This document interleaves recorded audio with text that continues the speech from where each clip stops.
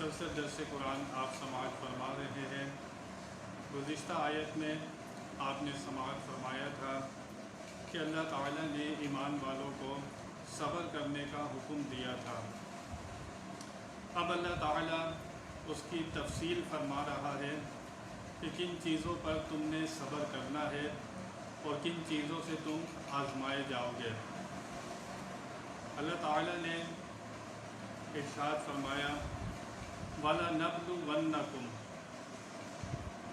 हम ज़रूर तुम्हें आजमाएंगे। हम ज़रूर तुम्हें आजमाएंगे। किन चीज़ों से आजमाएंगे अल्लाह ताला पूरी यहाँ पर तफसील बता रहा है और पहले से ख़बर दी जा रही है कि जो लोग ईमान ला चुके, इस्लाम में दाखिल हो चुके और कलमा पढ़ चुके, अब उनकी आजमाइश भी होगी। अल्लाह ने फरमाया यहाँ पर वलनब्लुवन्नकुम, यानी कि हम ताकीदी जुमले जिस तरह बोलते हैं कि यार ज़रूर तुम ये काम करोगे, बिल्कुल इसी तरह ही फरमाया जा रहा है कि ज़रूर तुम्हें आजमाया जाएगा। किससे आजमाया जाएगा? यहाँ पर एक डर पैदा हो गया था कि पता नहीं कितनी सख्त आजमाइश होगी, लेकिन अल्लाह ने यहाँ पर बिशैइन फरमाकर कि यानी कि लकुम बिशैइन के थोड़ी सा जो तुम्हारा इम्तिहान होगा वो थोड़ा होगा, बहुत ज़्यादा नहीं होगा। अब वो चीज़ें भी बता दी कि जिससे इम्तिहान होगा। फरमाया मिनल खौफ, सबसे पहली चीज़ फरमाया खौफ से आजमाइश होगी तुम्हारी। इंसान को खौफ में मुब्तला कर दिया जाता है। सबसे बड़ी बात जब इंसान अल्लाह के दीन पर चलता है या वो पूरा अपने आप को इस्लाम में ढाल लेता है, तो कुछ लोग भी उसके मुखालिफ हो जाते हैं जिनसे उनको ख़तरा होता है। कुछ अपने बेगाने हो जाते हैं जो डराते हैं। लेकिन यहाँ से इमाम शाफ़ई रहमतुल्लाह ताला अलैह फरमाते हैं, इस खौफ से मुराद अल्लाह ताला का डर है कि बंदे में अल्लाह ताला का डर कितना होता है। इंसान को आजमाइश होगी खौफ से। आज कोरोना हमारे सामने जो गुज़र चुका तकरीबन पाकिस्तान में, इसका कितना खौफ था। अल्लाह फरमा रहा है तुम्हारी आजमाइश होगी खौफ से आजमाया जाएगा। ये जो बला थी, मुसीबत थी, इसका खौफ बहुत था। इंसान थोड़ा नफसियाती हो गया था खौफ की वजह से। इतना खौफ डाल दिया गया लोगों में ताकि इंसान खौफ में मुब्तला कर दिए गए। किसी का इम्तिहान होता है, किसी की गुनाहों की पकड़ होती है। ये अल्लाह ताला ही बेहतर जानता है कि किसकी आजमाइश हो रही होती है और किसके गुनाहों की पकड़ हो रही होती है। वो दुनिया में ही उसके गुनाहों को साफ़ सुथरा करके आखिरत के लिए उसे बिल्कुल पाक साफ़ किया जा रहा होता है। तो पहली आजमाइश जो अल्लाह की तरफ से होती है कि बंदे को खौफ में मुब्तला कर दिया जाता है। तरह तरह के खौफ उसके ऊपर आ जाते हैं जिसके ऊपर उसे फिर सब्र करना पड़ता है। और जब ईमान वाले खौफ में मुब्तला कर दिए जाएं तो फिर उन्हें चाहिए कि वो सब्र करें। दूसरी चीज़ अल्लाह ताला ने इरशाद फरमाई, वह है वलजूई, फरमाया भूख से तुम्हारा इम्तिहान होगा, तुम्हें भूख के ऊपर सब्र करना होगा। यहाँ सिंध में भी कितने बच्चे और लोग भूख की वजह से हलाक हो गए। इस्लाम की तारीख़ देखिए तो कितने ईमान वाले थे जिनके ऊपर फाके तक की नौबत आई। तो अल्लाह फरमाता है कि भूख से भी ईमान वालों का इम्तिहान होता है। वनक़्सिम मिनल अम्वाल, और फरमाया फिर कमी नुकसान होगा मालों से। जब माल बंदे से छिन जाए, चोरी हो जाए, लुट जाए, बंदा कंगाल हो जाए, तो मालों की कमी से भी बंदों को आजमाया जाता है। वल अनफुस, इंसान की जान से भी कभी हलाक कर दिया जाता है। कराबतदारों को, रिश्तेदारों को किसी हादसे का शिकार हो जाते हैं, फिर जानों का नुकसान होता है। मालों के नुकसान से भी आजमाया जाता है, जानों के नुकसान से भी आजमाया जाता है। और किसी को बीमारी में डालकर उसे आजमाया जाता है। फिर अल्लाह फरमाता है वस्समरात, फिर खेत बागात सैलाब आ जाए या आंधियाँ तूफ़ान आ जाए जिसकी वजह से बागात तबाह हो जाएं, तो ये चीज़ें हैं जिसमें अल्लाह ताला बंदे को मुब्तला करके उसकी आजमाइश की जाती है। जब बंदा, लेकिन बस समरात से कि एक उलमा ने इससे मुराद वह बच्चे भी लिए हैं। जो छोटा बच्चा होता है जब वो दुनिया से चले जाता है, यहाँ से बच्चे भी मुराद हैं। चुनांचे हदीस शरीफ में आता है, सरकार दो आलम सल्लल्लाहु अलैहि वसल्लम ने इरशाद फरमाया, जब किसी बंदे का बच्चा मरता है तो अल्लाह ताला फरिश्तों से फरमाता है, तुमने मेरे बंदे के बच्चे की रूह कब्ज़ की। वो अर्ज़ करते हैं, हाँ या रब अज़्ज़ा वजल। फिर अल्लाह ताला फरमाता है, तुमने उसके दिल का फल ले लिया। वो अर्ज़ करते हैं, हाँ या रब अज़्ज़ा वजल। इस पर मेरे बंदे ने क्या कहा? फरिश्ते अर्ज़ करते हैं, उसने तेरी हम्द की और कहा इन्ना लिल्लाहि व इन्ना इलैहि राजिऊन पढ़ा। अल्लाह ताला फरमाता है, इसके लिए जन्नत में मकान बनाओ और उसका नाम बैतुल हम्द रखो। तो अल्लाह ताला किसी शख्स की छोटी औलाद को औलाद देने के बाद फिर उसे दुनिया से वापस ले जाता है। जब बंदा उसके ऊपर भी सब्र करता है तो फिर ये अल्लाह ताला की आजमाइश कहलाती है। फिर बंदा उसके ऊपर पूरा उतरता है। अब इन चीज़ों के ऊपर जो सब्र करेगा, फरमा दिया अल्लाह ताला ने पहले से ही बता दिया, ये इम्तिहान तुम्हारे ऊपर लाजमी होंगे, ये इम्तिहान का पर्चा तुम्हें लाजमी देना होगा। और इसका नतीजा भी बता दिया गया, वबश्शिरि साबिरीन, ए महबूब अलैहिस्सलाम खुशखबरी सुना दे सब्र करने वालों के लिए। खुशखबरी किसके लिए है? जो सब्र करते हैं, दोनों जहां में उनके लिए खुशखबरी है। आगे अल्लाह ताला इरशाद फरमाता है, अल्लज़ीना इज़ा असाबतहुम मुसीबा, वो लोग जब उनको पहुँचे कोई तकलीफ़ तो फिर वो अपने बाल नहीं नोचते, अपने मुंह पर थप्पड़ नहीं मारते, अपने कपड़े नहीं फाड़ लेते, कोई शिकवा शिकायत के लफ्ज़ अपने मुंह से नहीं कहते। वो लोग सब्र व रज़ा के पैकर बनकर क्या कहते हैं, क़ालू इन्ना लिल्लाहि व इन्ना इलैहि राजिऊन, बेशक हम अल्लाह के लिए हैं और बेशक हम उसी की तरफ लौटने वाले हैं।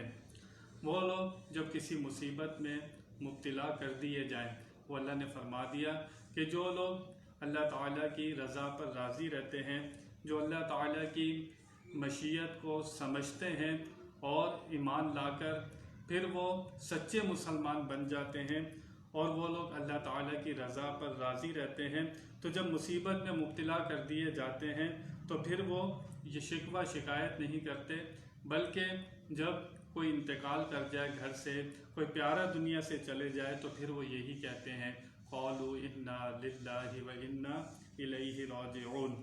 फिर अल्लाह ताला उनको इनाम अता फरमाता है, उलाइका अलैहिम सलावातु मिन रब्बिहिम व रहमा व उलाइका हुमुल मुहतदून। यही वो लोग हैं, उन पर दुरूद है उनके रब की तरफ से और रहमत। फिर उन पर अल्लाह की तरफ से दुरूद आता है और रहमत। व उलाइका हुमुल मुहतदून, यही वो लोग हैं जो लोग हिदायत पाए हुए हैं। अल्लाह ताला ने वाज़े बता दिया, कुछ लोग जन्नत अल्लाह ताला की अताअत और फर्मा बरदारी करके हासिल करते हैं, कुछ लोग तकवा की मंजिल पर चढ़कर जन्नत हासिल करते हैं और कुछ लोग सब्र से जन्नत हासिल कर लेते हैं। जब तकलीफ़ों मुसीबतों पर ये जो अल्लाह ताला ने बता दिया, कभी खौफ से आजमाएंगे, कभी भूख से तुम्हें आजमाएंगे, कभी तुम्हारे माल ज़ाया हो जाएंगे, कभी तुम्हारे बच्चे ले लिए जाएंगे, कभी तुम्हें तरह तरह की आजमाइशों से गुजारा जाएगा। जब तुम इन सारी आजमाइशों से गुजर जाओगे तो फिर अल्लाह ताला तुम्हें क्या इनाम देगा? तुम पर अल्लाह ताला की तरफ से दुरूद होगा और उसकी रहमतें, फिर तुम ही लोग हिदायत पाए हुए होगे। शाकिर, जिसके पास नेमत हो वो शुक्र करके जन्नत खरीद सकता है, और जो साबिर है, जो सब्र करने वाला है, वो सब्र पर रहकर जन्नत खरीद सकता है। तो यहाँ पर वाज़े बता दिया गया कि शाकिरीन के लिए भी जन्नत है, साबिरीन के लिए भी जन्नत है। शाकिर नेमत पर शुक्र करता है और साबिर नेमत नहीं होने पर सब्र करता है। तो अल्लाह ताला ने बता दिया कि दोनों शख्स जन्नत हासिल कर सकते हैं, कोई शुक्र करके कोई सब्र करके, दोनों को जन्नत इस तरह मिल सकती है। अल्लाह ताला ने इरशाद फरमाया कि जो लोग मुसीबत के वक्त पढ़ते हैं क़ालू इन्ना लिल्लाहि व इन्ना इलैहि राजिऊन, चुनाचे मुसीबत के वक्त अगर ये पढ़ा जाए, हदीस शरीफ में आता है हुजूर अकरम सल्लल्लाहु ताला अलैहि वसल्लम घर का चराग गुल हो जाए जब भी आप ये पढ़ा करते थे, नालैन का तस्मा टूट जाए जब भी आप पढ़ा करते थे, आपको कोई फांस लग जाए जब भी आप पढ़ा करते थे। सहाबा किराम ने अर्ज़ की या रसूल अल्लाह सल्लल्लाहु ताला अलैहि वसल्लम, ये तो बहुत मामूली बातें हैं जिस पर आप इन्ना लिल्लाहि व इन्ना इलैहि राजिऊन पढ़ते हैं। फरमाया कभी मामूली बात भी बड़ी हो जाती है, कभी मामूली बात भी बढ़ जाती है, कभी शोला भी, चिंगारी भी शोला बन जाती है। तो इसलिए फरमाया, आगे इरशाद फरमाया, इसी की वजाहत फरमाई जा रही है, बैकी शरीफ में है कि जिसमें 4 बातें हों उसका घर जन्नत में है। एक ये कि हर काम में रब से इल्तिजा करे, हदीस शरीफ में आता है जूते का तस्मा भी चाहिए तो अल्लाह ताला से अर्ज़ करे, दुआ करे। फरमाया दूसरा ये कि मुसीबत में इन्ना लिल्लाहि व इन्ना इलैहि राजिऊन पढ़े। तीसरे ये कि नेमत पर अल्हम्दुलिल्लाह पढ़े। चौथे ये कि गुनाह पर इस्तग़फ़ार पढ़े। यानी कि बता दिया गया ये वो चीज़ें हैं जो बंदे का घर जन्नत में बना देती हैं। सबसे पहली बात, हर काम में अल्लाह ताला से दुआ करे, मुसीबत पर इन्ना लिल्लाहि पढ़े, तीसरी नेमत पर अल्हम्दुलिल्लाह कहे, चौथे इस्तग़फ़ार की कसरत करे। ये 4 चीज़ें बंदे को जन्नत में ले जाती हैं। इसलिए बंदा मुसीबत में जब ये जुमला पढ़ता है इन्ना लिल्लाहि व इन्ना इलैहि राजिऊन, तो उसका ध्यान अल्लाह ताला की तरफ हो जाता है कि हम अल्लाह ताला की तरफ लौटने वाले हैं। अल्लाह ताला की तरफ लौटने से मुराद क्या है? जब बंदे पर कोई मुसीबत या परेशानी आती है तो फिर वो अल्लाह ताला की तरफ लौटता है। क्या मतलब? यानी कि फिर वो मस्जिद की तरफ जाएगा या मुसल्ला बिछाकर उस पर बैठ जाएगा या किसी अल्लाह वाले के पास जाएगा या किसी उलमा के पास जाएगा। इन सब की तरफ जाना भी अल्लाह की तरफ जाना है। लौटना बज़ाहिर तो अल्लाह ताला उसके सामने नहीं है, लेकिन अल्लाह ताला की तरफ लौटने से मुराद क्या है? वो अपनी तवज्जो, अपने दिल अल्लाह की तरफ लगाता है, अपनी सोचें, अपने ख्यालात रब की तरफ पलटता है। तो जो परेशानी में रब की तरफ पलटता है तो यहाँ से अपने और बेगाने का फ़र्क नज़र आ जाता है। जो मोमिन होता है तकलीफ़ के वक़्त अल्लाह ताला की तरफ लौटता है, जो मुनाफिक होता है वो तकलीफ़ के वक्त दीन से हट जाता है।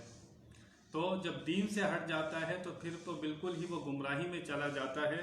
लेकिन जो मुसीबत, परेशानी में, दुख तकलीफ़ में अल्लाह ताला की तरफ लौटता है तो अल्लाह ताला उसको ना दुनिया में अकेला छोड़ता है ना फिर वो आखिरत में अकेला होता है। इसमें इंसान के खरे और खोटे की पहचान हो जाती है।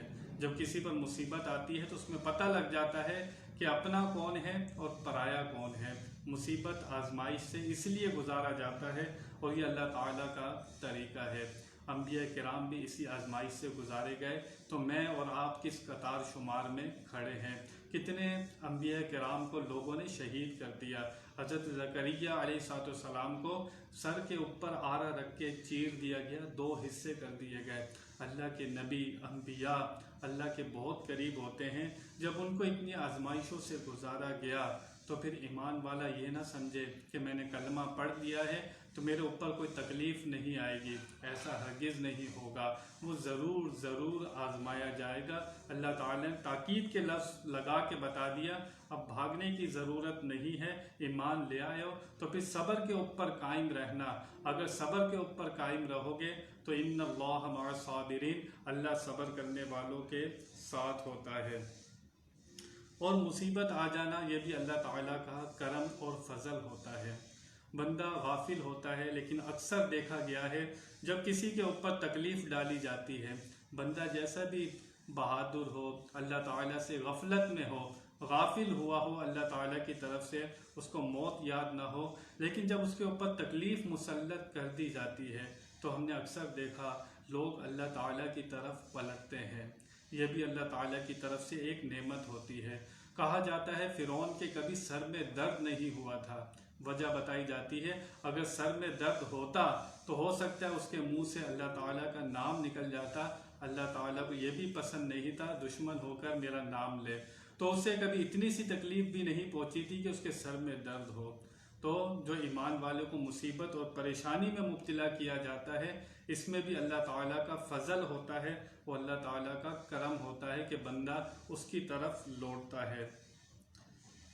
यहाँ से हमें पता चला कि बहुत सी अहादीस इस मौजू के ऊपर हमें मिलती हैं, जिसमें हुजूर अकरम सल्लल्लाहु ताला अलैहि वसल्लम ने वाज़े बता दिया कि ईमान वाले को लाजमी आजमाया जाएगा और उसके ऊपर अजर व सवाब भी मिलेगा। चुनांचे हज़रत अबू हुरैरा रदी अल्लाह ताला अन्हो से रिवायत है, रसूल करीम सल्लल्लाहु अलैहि वसल्लम ने इरशाद फरमाया, अल्लाह ताला जिसके साथ भलाई का इरादा फरमाता है तो उसे तकलीफ़ में मुब्तला कर देता है। अल्लाह ताला जिससे भलाई का इरादा फरमाता है उसे तकलीफ़ में मुब्तला कर देता है। हम तो नेमत किसी और ही चीज़ को समझते हैं। हम तो समझते हैं कभी दुख परेशानी हमारे ऊपर आए ना तो हम पर अल्लाह का बड़ा फजल है। अल्लाह ताला यहाँ हुजूर फरमा रहे, अल्लाह ताला जिससे भलाई का इरादा फरमाता है उसे तकलीफ़ में मुब्तला फरमा देता है।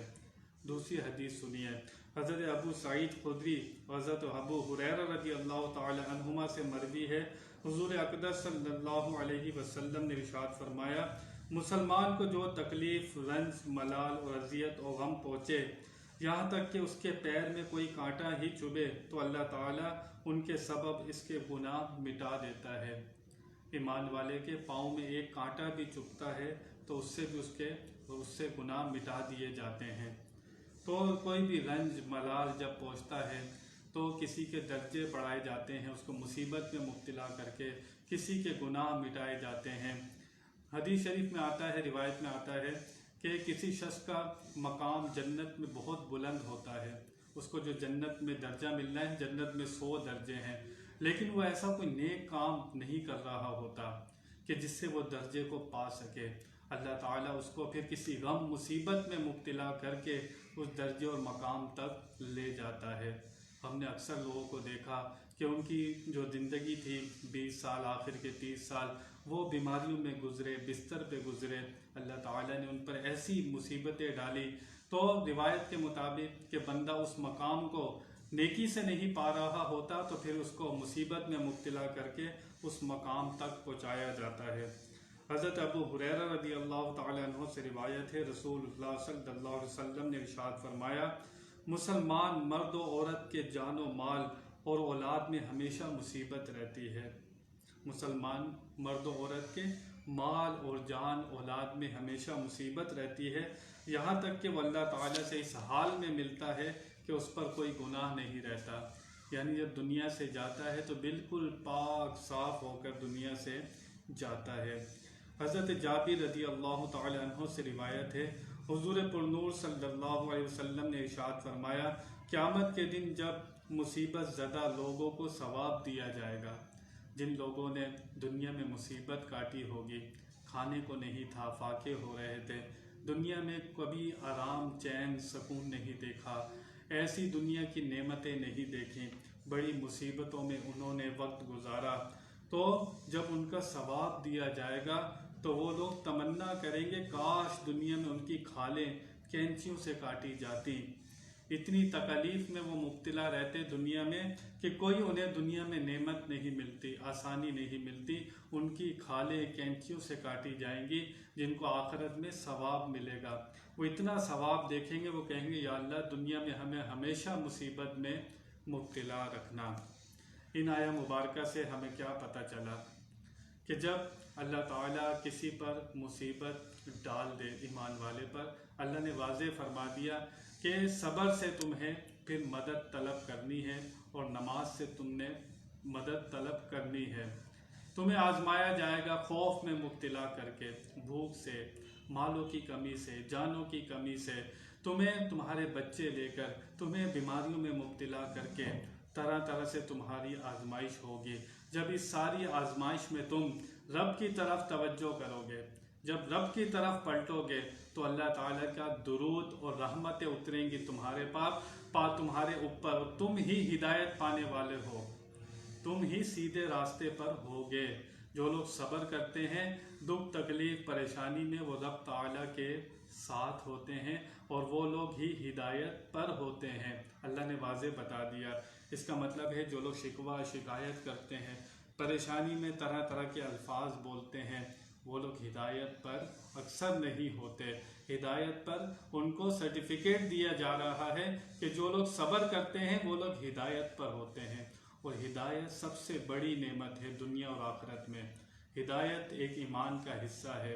जिसके पास हिदायत होगी उसी के पास ईमान होगा। जो दुनिया से ईमान सही सलामत ले गया, उसी ने दुनिया को फतह किया। दुनिया से वही कामयाब हुआ जो ईमान अपने साथ कब्र में ले गया। तो मुसलमान ईमान वाले को बता दिया गया कि सब्र इस्तेकामत ये वो सवारियां हैं जिस पर सवार होकर तुमने मुसीबतों का मुकाबला करना है। आगे बयान जारी है। बयान में कोई गलती हुई हो अल्लाह की बारगाह में तौबा करता हूँ। वाखिरु दावाना अनिल हम्दुलिल्लाहि रब्बिल आलमीन।